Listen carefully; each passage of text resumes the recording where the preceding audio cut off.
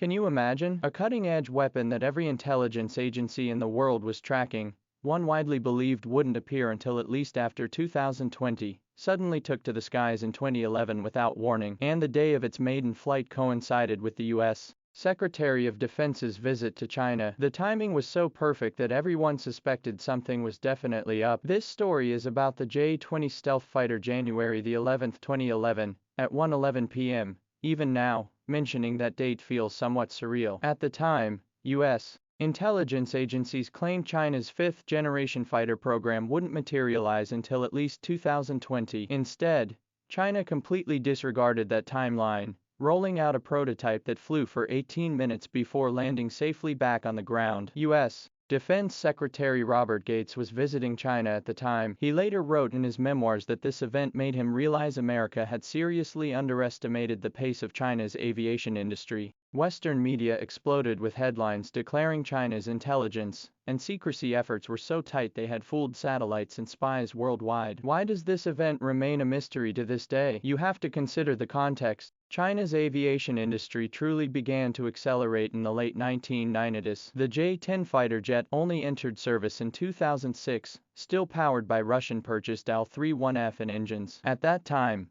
the bulk of the Chinese Air Force's fleet consisted of older second-generation fighters like the J-7 and J-8. The slightly more advanced J-11 was a reverse-engineered version of the Su-27, while the J-H-7 Flying Leopard fighter bomber was only at a 3.5 generation level. Meanwhile, the US had already had the F-22 Raptor in service for several years, flexing its military muscle globally. To outsiders, the gap between the two seemed to be at least 2 decades. Stealth technology isn't something you can just conjure up. The US itself spent years experimenting, starting with the F-117 Nighthawk before mastering it. China had no transitional models like that, no accumulated experience. Most observers believed challenges like stealth coatings and absorptive materials would keep them scrambling for a long time. Yet the J-20 debuted with a fully movable vertical tail and a complex aerodynamic layout, a unique combination of canard wings and winglets. Composite material usage leapt from around 6% in the J-10 to a significantly higher level. Then there's the active phased array radar,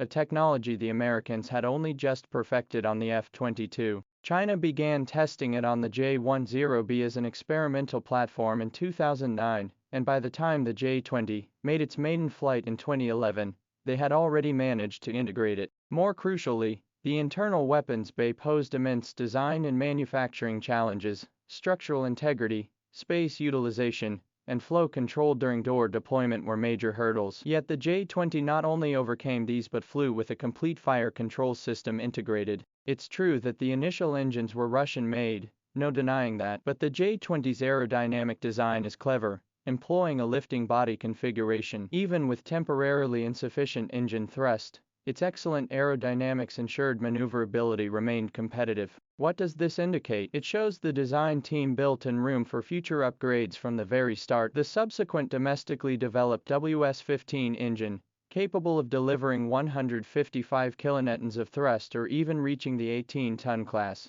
completely addressed the previous shortcomings. An early online concept dubbed the J-14 Snowy Owl, featuring a 3-surface configuration, was said to offer merely average stealth performance comparable to the Su-35. It later became clear this was likely a deliberate leak to divert attention. Another theory suggested a twin-engine variant of the J-10, which also lulled observers into complacency. Russia's T-50, now known as the Su-57, made its maiden flight a year before the J-20. However, that project was heavily inflated with technical hype, suffered repeated delays, and Russia offered China a steep price with reluctant technology transfers. China neither waited nor purchased it, instead relying solely on its own research teams to tackle the challenge head-on. To this day, some Western aviation experts remain baffled. Without the groundwork laid by the F-117, or comprehensive involvement from external technical teams, how did China manage to integrate such a complex system solely through its industrial capabilities? Fast forward to 2026, and the J-20 is no longer a rare sight. Current production numbers have long surpassed 200 units, with some estimates suggesting they're approaching 500. Production lines have accelerated,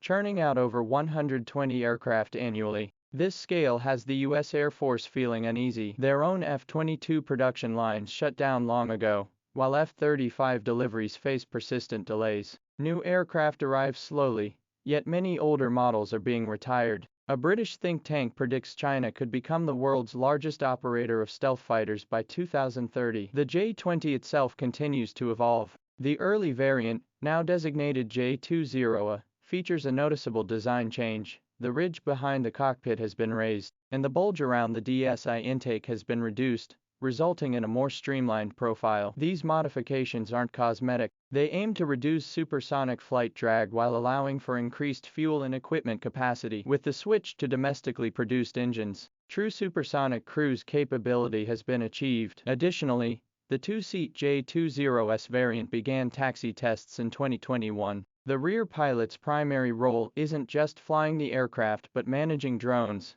commanding a fleet of smaller aircraft into combat. This capability is unique among currently operational stealth fighters worldwide. Today, when the J-20 patrols, it rarely flies solo. It's often accompanied by J-16S and J-10Cs, with early warning aircraft and drones providing rear support, forming a systematic combat network. Looking back at that 2011 maiden flight, the most puzzling aspect remains its speed. From the official project launch in 2007 to the prototype's maiden flight in 2011, the entire process took just over 4 years. For a heavy stealth fighter involving aerodynamics, materials, flight controls, radar, weapons, engines, thousands of subsystems, and tens of thousands of components, completing design, manufacturing, ground testing, and achieving a safe flight within such a short time frame required overcoming countless hurdles. When the Americans developed the F-22, they started from scratch, investing years and vast sums.